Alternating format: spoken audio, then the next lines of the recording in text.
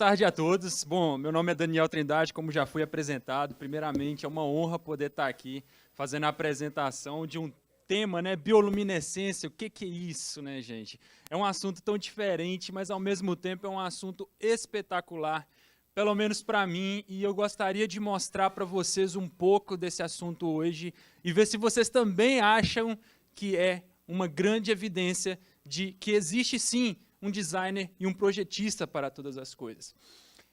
Bom, eu fiquei muito feliz ao momento que eu vi a palestra do Dr. Adalto Lourenço, porque ele falou bastante sobre luz, sobre emissão de luz, captação de luz, né, como detectar a luz, como você, né, faz todos esses traços. Só que ele falou muito sobre a questão de luz emitida pelos astros, né, galáxias e as estrelas. E a bioluminescência ela é o quê? É a emissão de luz pelos seres vivos. Algo incrível. Vamos entender, então, um pouco como essa reação ocorre, o que é necessário para que ela ocorra, e será que até a estrutura interna desses seres vivos, desses organismos vivos, precisa ser preparada desde o início? Então, vamos entender um pouquinho mais sobre esse assunto. Como identificar uma ação inteligente? O primeiro passo dessa palestra, pessoal, eu queria fazer uma breve viagem com vocês, para que vocês possam entender de uma maneira simples como identificar inteligência na natureza. Então, imagine que você está deitado num campo e você olha para o céu, e você vê essas nuvens. Você observa essa nuvem, tem um formato de coelho, essa tem um formato de cavalo e essa de um cachorro. E quando eu faço a pergunta, isso foi uma causa natural ou inteligente? Passamos a observar, então, os padrões do coelho, passamos a observar os padrões do cavalo e passamos a observar os padrões do cachorro. Ao analisar esses padrões, vemos que todos eles se assemelham muito. Poderia ser uma arte, uma cópia, né, de um animal que realmente existe. Porém, ao passar de alguns segundos, você vê que a ação do vento já faz com que aquela forma não lembre mais um cachorro. Aquilo foi simplesmente aquele momento que você olhou que lembrou esses animais. Então, chegamos à conclusão de que é, então, uma causa natural. Mas quando você está andando na praia de Copacabana e você observa esse castelo de areia, mas não tem ninguém perto dele, você só vê esse castelo montado ali em cima da areia, e a praia está deserta. Aí eu faço a pergunta novamente, causa natural inteligente. Então, vamos analisar os padrões. Quando nós olhamos para esse castelo, nós vemos estruturas únicas, estruturas complexas, com funções. Nós vemos portões, nós vemos janelas, torres, nós vemos escadarias. Isso tudo evidencia de uma forma muito clara que foi necessário que um projetista muito bom fosse ali e fizesse esse castelo, construísse esse castelo. Então, vemos padrões, vemos ali várias coisas que identificam que foi necessário que uma mente inteligente passasse por ali e montasse esse castelo. Então, chegamos à conclusão que foi uma causa inteligente. Foi necessário que alguém passasse ali para construir o castelo. Mais um exemplo. Se vemos isso, essa sequência de letras escritas na tela de um computador, ao observar essa sequência de letras, será que a gente chega a uma conclusão de que alguém foi ali e digitou isso? Faz algum sentido? Não. Se um gato passar por cima do teclado, sai isso ali. Você não tem um sentido, você não tem algum propósito. Simplesmente são letras aleatórias jogadas na tela do computador. Mas se você olha para essa sequência, você já começa a observar um padrão. ABCDE, ABCDE, e aí você já começa a olhar de uma maneira diferente. Realmente existe um potencial para que tenha uma mente inteligente que foi ali e começou a montar esse padrão.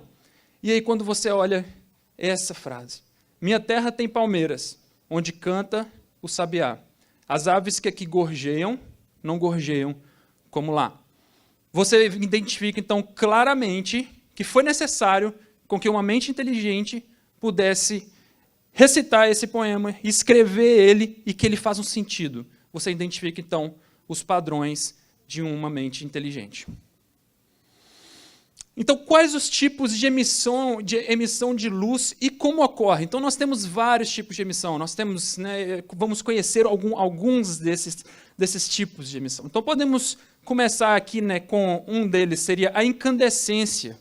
Eu vou usar alguns exemplos no próximo slide para que vocês possam entender de uma maneira mais simples quais seriam objetos que nós vemos isso acontecendo. Então, a incandescência, que seria o corpo aquecido. Nós temos também, dentro da luminescência, que é o que vamos trabalhar hoje, nessa tarde, nós temos a fluorescência, a fosforescência, a triboluminescência, quimiluminescência e a bioluminescência. Para que nós possamos entender sobre a bioluminescência, ela é nada mais, nada menos do que a quimiluminescência, só que gerada por um ser vivo, por um organismo vivo. É isso que é a bioluminescência. E a quimiluminescência é qualquer emissão de luz por moléculas excitadas após uma reação química. Então, você pega dois reagentes, você faz uma reação química, e através dessa reação química você excita os elétrons, esses elétrons emitem luz, liberam energia em forma de fótons, que é reconhecido, então, como luz. Então, aqui um exemplo da incandescência. Nós temos as lâmpadas incandescentes fluorescência, nós temos aí as lâmpadas fluorescentes. A fosforescência é um exemplo daqueles adesivos que a gente coloca no quarto das crianças, o qual, quando você emite muita luz nele durante um bom tempo, ele fica excitado, começa a emitir a luz de fosforescência, e depois, após você cessar a excitação desses elétrons, ele continua emitindo luz durante um tempo. Então, seria esse exemplo. Você apagou, você apagou ali a fonte de energia que estava incidindo sobre esses objetos, mas eles continuaram depois emitindo luz. Nós temos a triboluminescência, que é uma emissão de luz por um contato, uma energia mecânica, ou seja, se você pegar dois quartzos e passar um com o outro, ele vai gerar uma emissão de luz, uma faísca, ele vai gerar ali um flash. E nós temos a quimiluminescência, que um bom exemplo seria aquelas pulseiras de festa. Então, a gente tem que quebrar elas. Já percebeu que toda vez que a gente vai acender, a gente tem que quebrar elas? O que acontece quando você quebra um vidro, onde os reagentes eles são liberados e entram em contato um com o outro. A partir do momento que aqueles reagentes entram em contato um com o outro, eles acendem. E aí nós temos, então, a quimiluminescência, que ela tem uma característica incrível, que eu vou citar mais um pouco na frente, que é muito importante para a questão da bioluminescência. E a bioluminescência, que é exatamente essa reação, porém, gerada pelos seres vivos. Então, aqui está um exemplo de como ocorre aí a emissão de fóton. Nós temos aqui, então, quando você tem incidência de energia sobre a molécula, sobre o átomo, ele ocorre um salto quântico, o qual esse elétron ele passa para um orbital de maior energia, ou seja, ele absorve essa energia. À medida que ele absorveu essa energia, ocorre o salto quântico, então ele pulou para um orbital de maior energia. Mas ele tem que voltar para a sua estabilidade novamente. E quando ele volta para a sua estabilidade, ele precisa o quê? Perder energia. E aí ele volta novamente para o seu orbital. Quando ele perde essa energia, ele libera essa energia em forma de fótons, luz. E as cores? Além das emissões dentro do espectro do visível, comprimentos de onda, questões energéticas, nós também temos aí a questão dos compostos químicos que possuem as suas características específicas, que também são determinadas por cores. Então, nós temos aqui o lítio com essa cor rosa, nós temos o estrôncio, uma cor alaranjada, o sódio, uma cor amarela, o cobre nós temos como uma cor azulada e o potássio aqui nós temos essa cor alaranjada também. E a bioluminescência? Vamos então entender um pouquinho sobre como que o ser vivo utiliza ela e o porquê que isso é importante para o organismo vivo. Será que tem funções?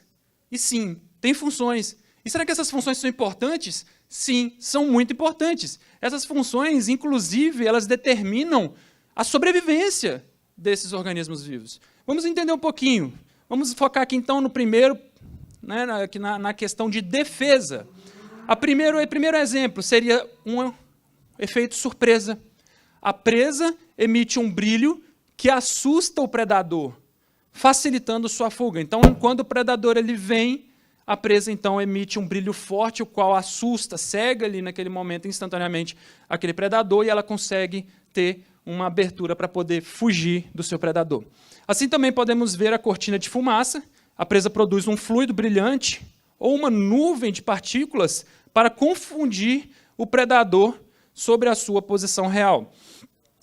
Então, basicamente, uma coisa que eu queria, né, deixar bem claro aqui para vocês é que, inclusive, esses exemplos que nós vamos ver aqui em defesa e ataque, principalmente, nós replicamos isso hoje no Exército, na polícia, né? Nós temos granadas, nós temos várias coisas que replicam isso, né? Tanques de guerra, eles possuem, por exemplo, um mecanismo de jogar fumaça ao seu redor para poder, né, confundir ali, não ter a localização dele, que é exatamente uma cortina de fumaça, seja ela de tinta ou então até mesmo de fluido brilhante.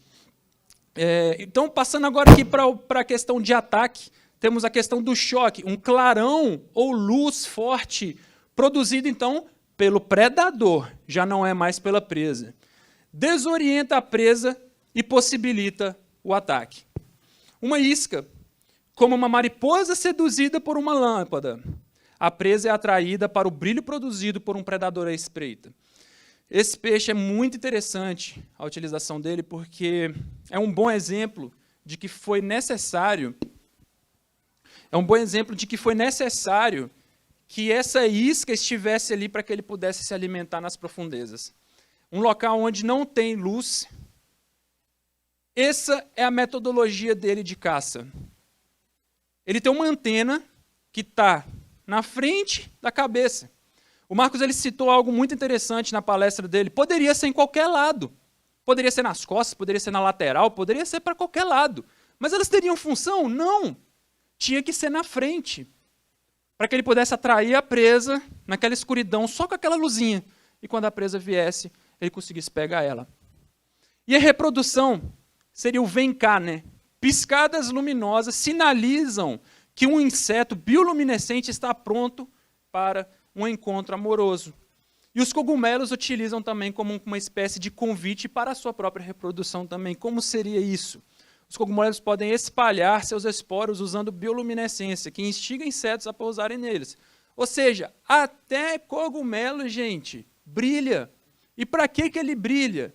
Ele brilha para poder chamar a atenção de insetos que voam na redondeza, para poder ir até ele, pousar nele, sujar suas patinhas com seus esporos, e quando eles voarem para outros locais, eles vão carregar esses esporos.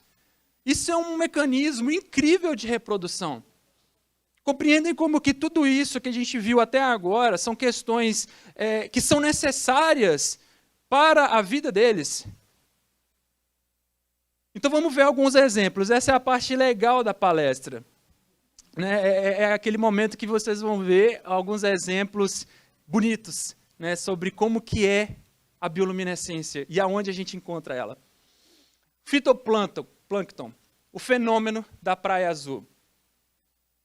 Então esses fitoplânctons, quando eles têm ali, quando você entra em contato com a água onde eles estão, eles emitem luz.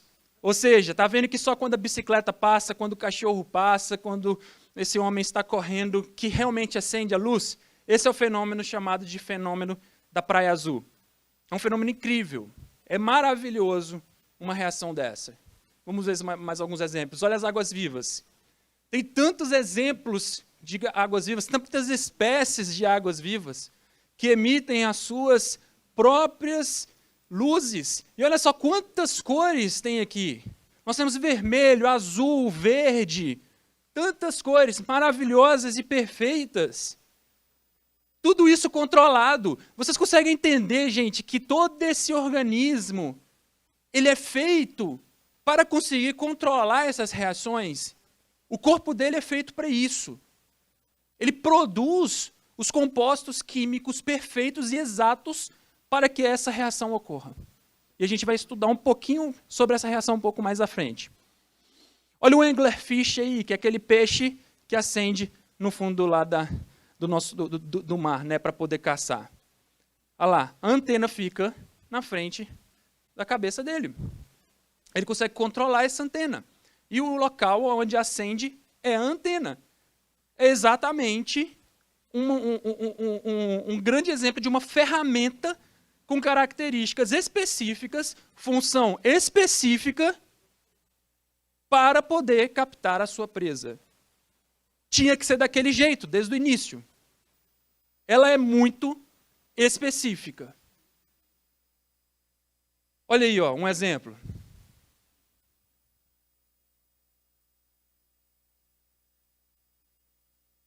Gente, olha a sacanagem que esse peixe faz. É simplesmente incrível. Ele atrai a presa para ele.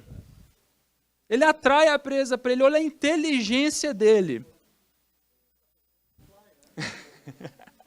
Tá pescando. Tem uma isca que é bem semelhante, né?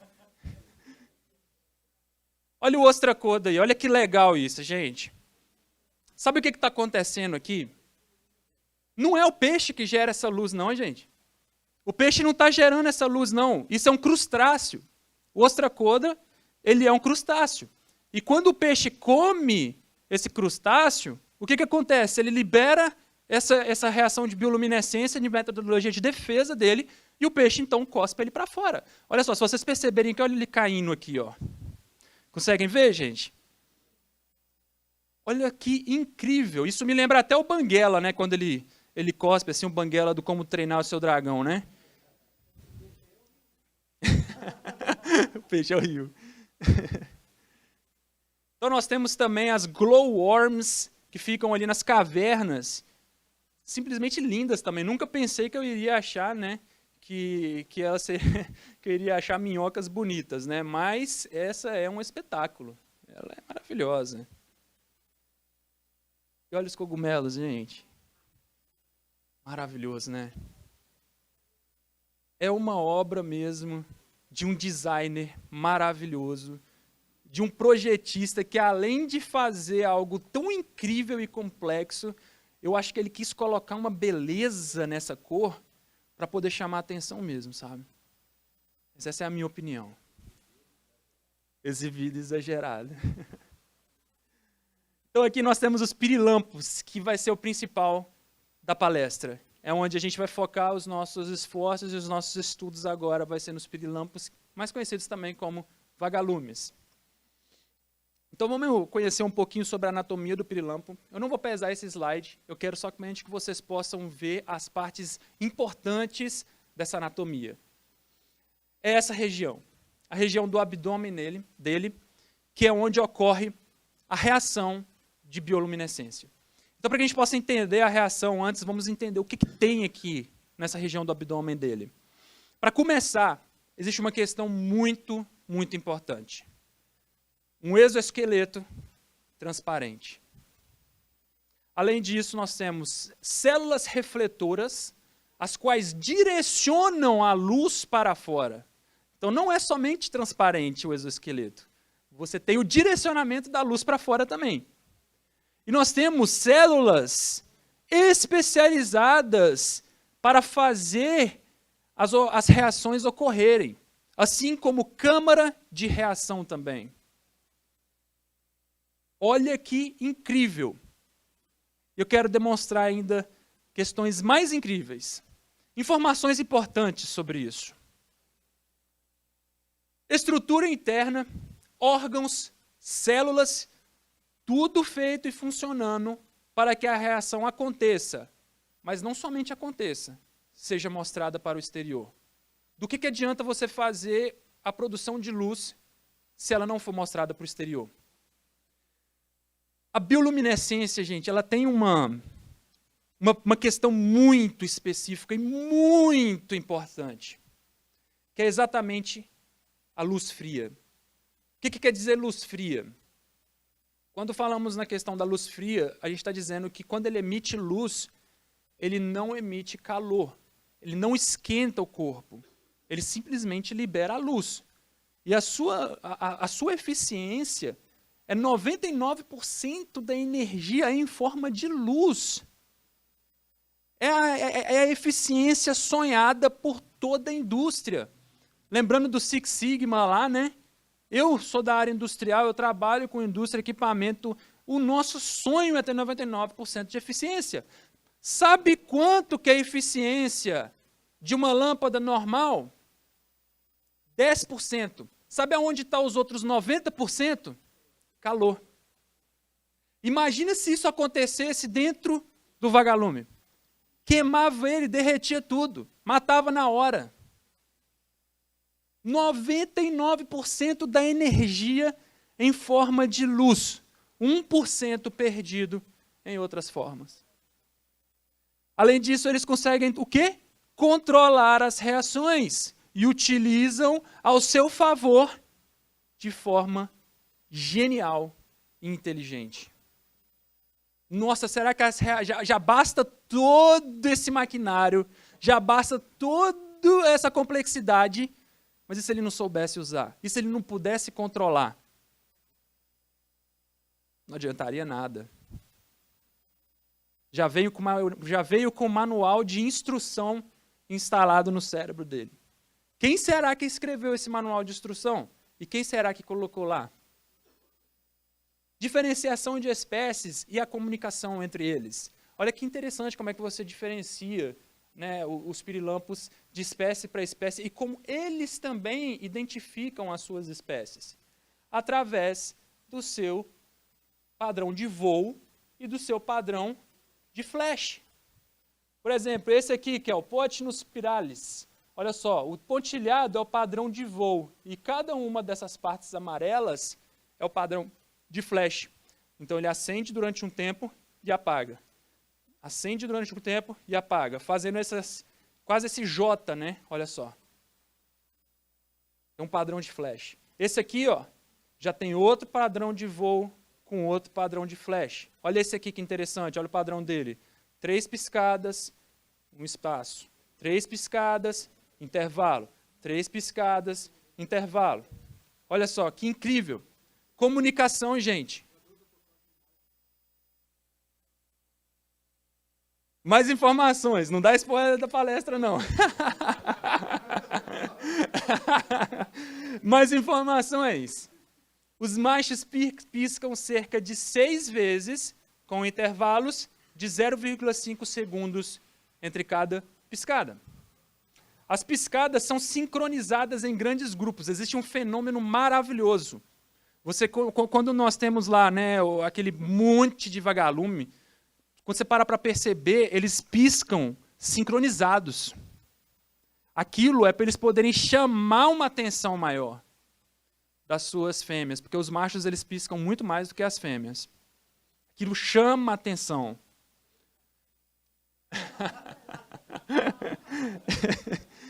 Identificação da espécie através do padrão de flash, ou seja, aquele padrão de voo com os padrões de flash fazem com que as fêmeas identifiquem os machos que falam sua mesma língua. Utilizam principalmente para comunicação. Que interessante, né?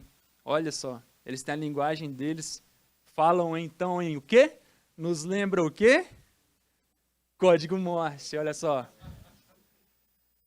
Para quem não conhece o código Morse, pessoal, ele pode ser ou por luz ou então por som. E à medida você tem já um código definido de cada letra do alfabeto para esses padrões de luz e de sons. Tá? Então você pode passar mensagens, né, piscando uma luz ou passando uma sequência de sons.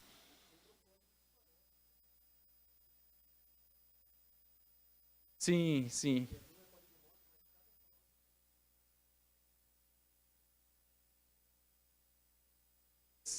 Sim, legal. Isso eu não sabia. Bacana. Bacana.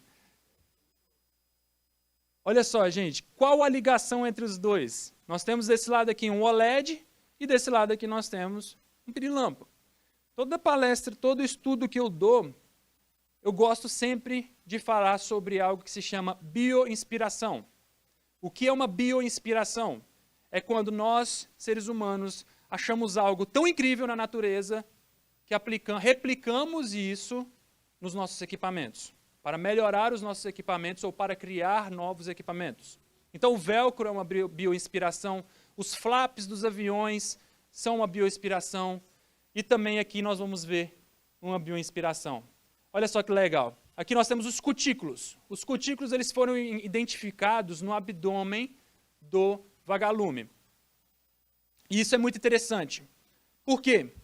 Porque ao analisarem, né, essa aqui é uma imagem de microscopia eletrônica por varredura, uma imagem real, tá? Essa aqui também, sobre essa região ali do abdômen. Eles perceberam que existiam alguns padrões aqui, algumas angulações em um material diferente, o qual era muito importante. Ele possuía uma função muito importante. E a partir do momento que eles estudaram isso, eles começaram a ver que era para amplificar a luz, então, que era emitida pelo vagalume.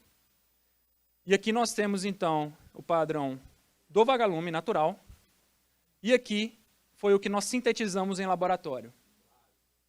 Exatamente. O projetista pode nos processar por plágio. E aqui está o resultado disso, olha só. Eles identificaram aqui que existia um padrão, angulação, existia toda uma questão, parece um telhado daqueles industrial, né? Mas olha só por alterarem essa composição da superfície do LED convencional, só essa parte de fora. Olha só, a diferença de emissão de luz. Gente, isso é projeto. É projeto. Isso é design. Um engenheiro que entende muito disso precisou ir lá e fazer isso. Não tem como algo evoluir assim aleatoriamente, simplesmente para poder amplificar a luz que é emitida para fora. É perfeito. Incrível. Maravilhoso. Incrível. E como a luz é gerada? Em 1987, o farmacêutico Rafael Dubos descobriu que, para ocorrer a reação bioluminescente, era necessário dois principais componentes, além de compostos auxiliares, baseado no termo portador da luz. Então, não se assustem com os termos que vamos usar agora para frente, porque Lúcifer quer dizer portador da luz. Então, nós temos então o primeiro composto, que é a luciferina. É o composto que gera a luz. Nós temos a luciferase, que é a enzima que catalisa a reação. E os compostos auxiliares principais, que é a molécula de ATP, adenosina trifosfato, energia, e o oxigênio, para ocorrer a reação de oxidação. Vocês vão ver que a reação que nós vamos estudar posteriormente é uma reação de oxidação. Resumindo o processo que vamos ver no próximo slide. Ocorre então a entrada de O2 pelas traqueias, a reação do O2 com a luciferina, catálise da reação utilizando a luciferase, que no caso é a nossa enzima, mais uma molécula de ATP. Ocorre então a excitação da molécula, ou seja, ela pula para o orbital de maior energia, e depois, quando ela estabiliza novamente, voltando para o seu orbital de estabilização, libera energia em forma de fóton. Vamos entender um pouco agora isso na parte chata da palestra para algumas pessoas, e para mim isso aqui é simplesmente maravilhoso. Então, como essa molécula é formada, é complicado. E não se tem ainda ao certo como ela é formada. Então, vamos partir da reação dela. Então, aqui essa molécula da luciferina, ela vai ser a molécula base até o final da reação praticamente, porque ela é responsável por carregar a reação para a emissão de luz lá no final. Nós temos aqui então uma molécula de ATP, e aqui a aplicação da enzima, que converte o substrato no composto intermediário. Qual que é o composto intermediário? Está aqui. É muito importante olhar para essa luciferase e falar o seguinte: a luciferase ela possui alta especificidade ao seu substrato, ou seja, a enzima tem alta especificidade com a luciferina. Aumenta a velocidade e diminui a energia de ativação da reação. Possui alta atividade catalítica e, o mais importante, não é consumida no processo. Ela está em equilíbrio químico. Isso é muito importante, porque a reação ela fica ocorrendo.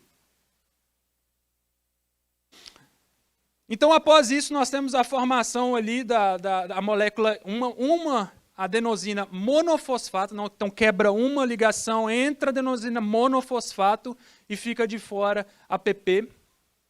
E aí ocorre a oxidação, que é a parte importante daquele oxigênio que entra. Então, ocorre a oxidação, o oxigênio entra, forma a reação novamente e a gente entra aonde é importante para que possamos entender. É essa estrutura. É um anel cíclico de dioxetanona. Esse anel ele é uma estrutura altamente energética. Isso é importante para que possamos entender, então, o próximo passo. É formado através dessa estrutura a quetotautômera e a enoltautômera. O que acontece nessas duas? Elas ficam variando entre si. Cada uma dessas reações tem oxigênios ativados, que estão constantemente emitindo fótons, e elas emitem em comprimento de onda na banda do visível. Ou seja, nós conseguimos enxergar as cores. E à medida que essas cores, elas, por exemplo, mesclam entre si, você forma cores, então, como, por exemplo, laranja, um verde, depende do que acontece de emissão, qual que é o comprimento de onda que está aqui sendo emitida pela reação. Então, espécies variam também das suas cores de emissão para fora. Projetado ou aleatório? Planejado ou acidental? Eu acho que simplesmente por observar questões tão específicas, como, por exemplo, a antena do peixe, e até mesmo toda a composição do vagalume, a estrutura interna, as células e a própria reação, podemos observar que existem questões muito únicas e que, ao lembrar lá no início da palestra, que você vê padrões específicos, nós conseguimos, então, detectar que foi necessário que aquilo lhe surgisse da forma que é desde o início.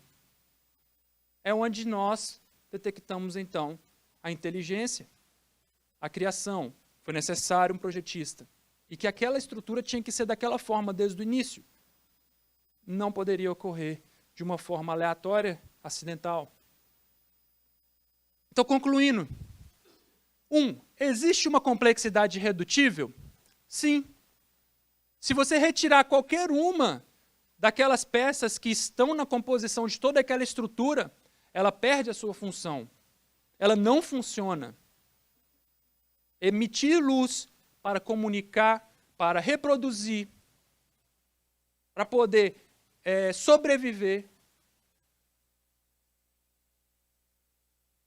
Necessária antevidência de problemas. Foi necessário antever questões de reações. A emissão de luz em 99% de sua eficiência em formato de luz. A questão dos cutículos para emitir a luz com mais força para fora. Isso é importante, sabe por quê, gente? Nas áreas urbanas, nós não temos a presença de vagalumes. Eles têm muita dificuldade de se reproduzir, porque eles não conseguem ver os padrões de piscagem dos seus outros parceiros. Então é importante que esses flashes sejam o melhor aproveitado possível. Possui padrões específicos e únicos. Vimos vários exemplos, as células, a câmara de reação, a luciferase e a luciferina, que são específicas, moléculas específicas, somente para aquele tipo de reação de bioluminescência. Reações perfeitas, em equilíbrio químico e controladas pelo organismo vivo. Como vimos, do que adianta eu ter o corpo preparado, mas eu não poder controlar? Eu não vou conseguir fugir do meu predador quando for necessário? eu não vou conseguir pegar a minha presa quando for necessário, eu não vou conseguir conquistar a garota que eu gosto quando for necessário. Precisava ser assim desde o início. Para o quê? Reprodução, sobrevivência, ou seja, alimentação e também conseguir escapar, e também para a sua comunicação. J.J. Thomson, uma frase dele que eu gosto muito, a verdade que é enfatizada por cada avanço da ciência é que grandes são as obras do Senhor. Grandes são as obras de um designer. Grandes são as obras de um projetista. Grandes são as obras de uma mente inteligente. Cada momento que nós conseguimos enxergar mais longe no nosso universo, ou mais perto nas células, vemos então a necessidade de um Criador. Vemos então a presença de uma mente inteligente. Vemos mais complexidade irredutível, mais anteevidência, mais ajuste fino, mais informação. Quem não sabe, J.J. Thomson ganhou o Prêmio Nobel de Física no ano de 1906. Ele descobriu e identificou o elétron. Olha só. Físico e matemático, presidente da Royal Society, vice-presidente da Associação Internacional de Ciências Esperanto. O meu muito obrigado pela oportunidade. A todos da sociedade brasileira por ter me dado essa oportunidade de estar aqui. Isso para mim na verdade, é uma grande honra e uma grande realização de estar aqui nesse momento com vocês, participando desse congresso que é simplesmente incrível e maravilhoso.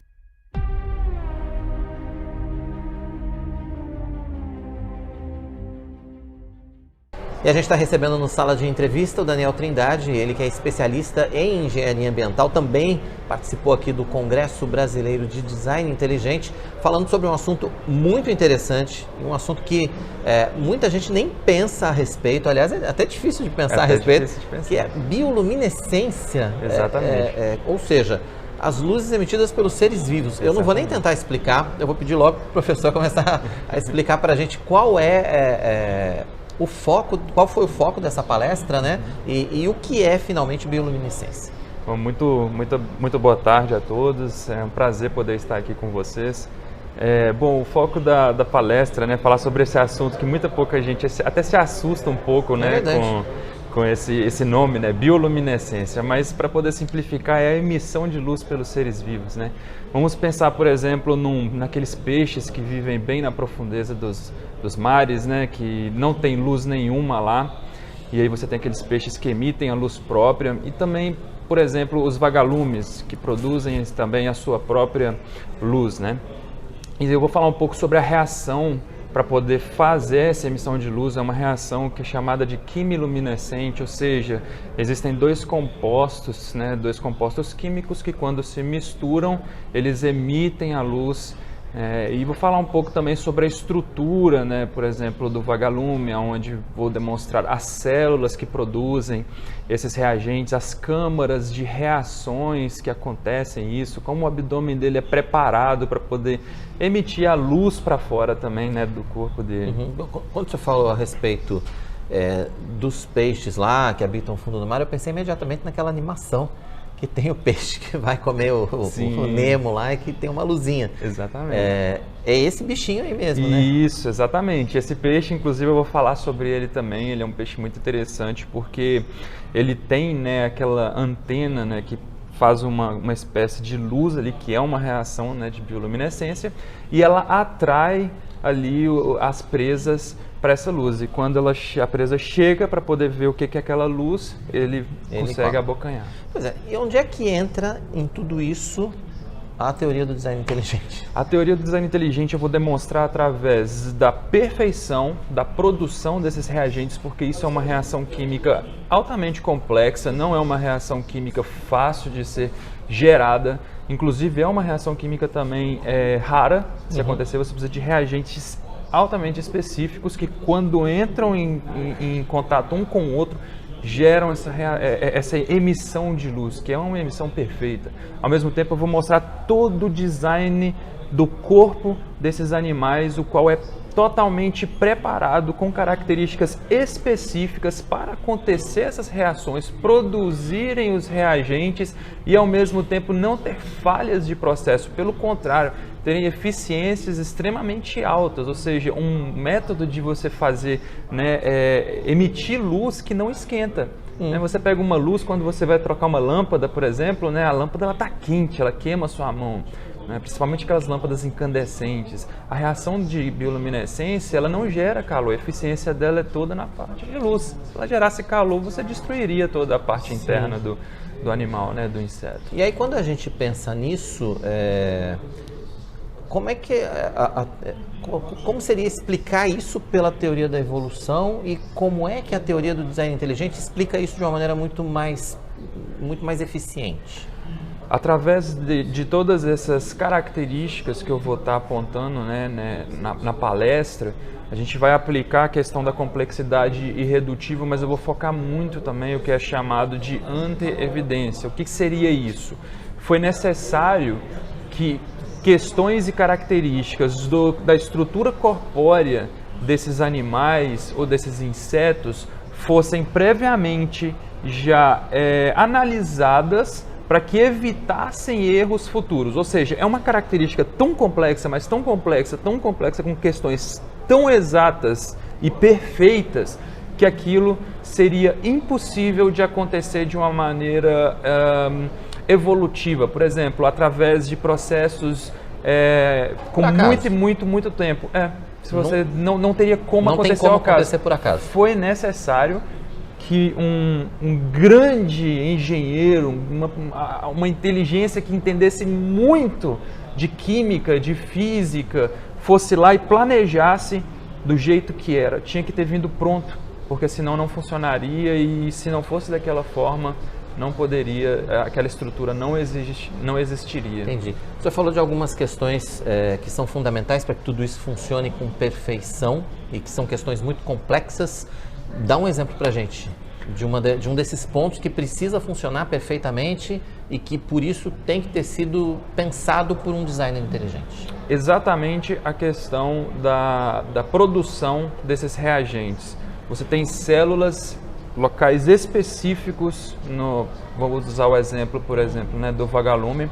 Você tem células específicas para poder fazer a produção desses reagentes. Essas células, elas têm como se fossem câmaras onde acontecem as reações e a reação em si, que eu que sou da área da química, que eu acho maravilhoso quando eu olho para uma reação dessa, é que para você poder parar para pensar, a reação de geração de luz, ela iria simplesmente acabar. Mas ela não simplesmente acaba. Na química, ela tem uma setinha que volta, a qual faz com que a reação ela ocorra novamente. Ao mesmo tempo, não bastaria somente a produção dos reagentes para poder fazer aquilo acontecer. Além dessa reação ela ser perfeita para poder reocorrer, o vagalume ele ainda tem, por exemplo, o controle de produção, ou seja, ele escolhe a hora que ele pisca e a hora que ele não pisca. E ele utiliza isso para poder se comunicar. É como se fosse um código Morse, né? Aquele SOS, o qual você pisca as luzes, né? E se comunica daquela forma. É quase aquilo. Eles se comunicam através, né, dos piscares de luz, eles identificam as espécies, diferenciam uma espécie da outra. Então tem toda uma questão bem complexa e bem maravilhosa por trás da reação química e da estrutura ali dessas células, que são as células responsáveis por produzir esses reagentes. É uma complexidade muito grande e que a gente no dia a dia, a gente não presta tanta atenção quando a gente vê um vagalume piscando, por exemplo, né? E a gente não pensa na grandeza e na complexidade química que é necessário para isso. Exatamente. Né, e aí, eu queria que o senhor falasse um pouco também a respeito da teoria do design inteligente, como essa forma de explicar essas e tantas outras complexidades que a gente vê todos os dias na natureza, né? A teoria do design inteligente, ela realmente é suficiente para explicar isso? Sim, sem dúvida. A teoria do design inteligente, ela se baseia em evidências, ou seja, nós analisamos a parte da natureza, né? e das diversas áreas da ciência, ou seja, não somente da química, mas da matemática, da física, da biologia, da bioquímica. E através dessas evidências que nós enxergamos no universo e na vida, nós vamos tirando essas conclusões para ver se elas apontam para algo ocasional, um acaso, uma sorte, ou se elas apontam para uma complexidade o qual foi necessário um criador. E é exatamente isso que nós analisamos através, né, dos pilares que seriam, por exemplo, complexidade irredutível, né, do sistema, as informações como, por exemplo, né, código genético ali que nós temos no DNA, né, que é código puro. Se a gente for parar para pensar, todos os tipos de códigos que já foram inventados até hoje, por exemplo, código Morse, código ASCII, todos eles foi necessário um programador. Foi alguém que foi lá e deu as ordens para aquilo ser daquele jeito. E o DNA é a mesma coisa. Ele é um código. E quem que foi o programador? O programador, na minha opinião do Daniel, foi o Deus bíblico. Né? Então nós analisamos também a questão do ajuste fino, né, que são constantes universais, né, os quais regem o universo. É a vida que, se você alterar qualquer número depois da vírgula, seja o menor que for, você já não tem a vida que existe, você já não tem química que existe. Tudo que você vê ao seu redor nem existiria, não seria diferente, ele não existiria realmente. Entende? Então nós temos todas essas questões das quais nós nos baseamos para poder analisar todo o universo e a vida ao nosso redor e dizer se aquilo aponta para uma aleatoriedade ou se aponta para uma criação. Ou seja, precisamos estudar cada vez mais, então, tanto a teoria do design inteligente, para que a gente possa também chegar a essas mesmas conclusões, né, e conhecer mais a respeito de tudo aquilo que já foi estudado, né, professor? A gente precisa se informar mais, na verdade. Acho que talvez falte esse ponto para a sociedade, para nós todos, né, a gente pode dizer. Exatamente. É algo que é necessário, né, a gente buscar esse conhecimento, buscar essas informações. Muitas vezes aquela primeira falácia que nos é dita, nós acreditamos, né, e não questionamos, mas é muito importante que realmente possamos questionar todas essas coisas, que possamos analisar elas, estudar. Você olhar para uma árvore é algo que você vê tanto ao seu redor, mas você nunca imagina o quão importante ela é para a vida, para o sustento da vida, ou seja, o processo de fotossíntese, que ele purifica o ar atmosférico, produz oxigênio em forma de gás livre, que é o que nós respiramos, né? Então, você, a partir desse momento que você passa a olhar para tudo ao seu redor, com esse ponto de vista de como será que isso funciona? Né? E aí você passa a ver que realmente aquilo ali tem uma função, foi feito daquela forma, e que não é porque eu estou falando, ou todos esses palestrantes estão falando, é porque quando você analisa a ciência, sem rotular ela, sem falar, sem estar sem você partir de pressuposto algum, sem você estar tendencioso a qualquer um dos lados, você vai analisar as evidências e ver para onde elas vão apontar, você vê que as próprias leis científicas, elas apontam para um Criador. E isso é algo que eu acho que cada um de nós, né, nas suas determinadas áreas de estudo, tentamos demonstrar para o público. E eu acho que cada pessoa deveria ter isso dentro dela também, de querer buscar esse conhecimento, essas informações, para elas chegarem às suas próprias conclusões de que realmente todas as coisas ao nosso redor foram criadas. E não, você não foi um acaso, você não foi um acidente, você foi criado. Coisa boa. Daniel, obrigado pela sua participação com a gente aqui, pelo seu tempo em nos atender. Eu que agradeço. Ótima conversa. Até a próxima. Obrigado. Até.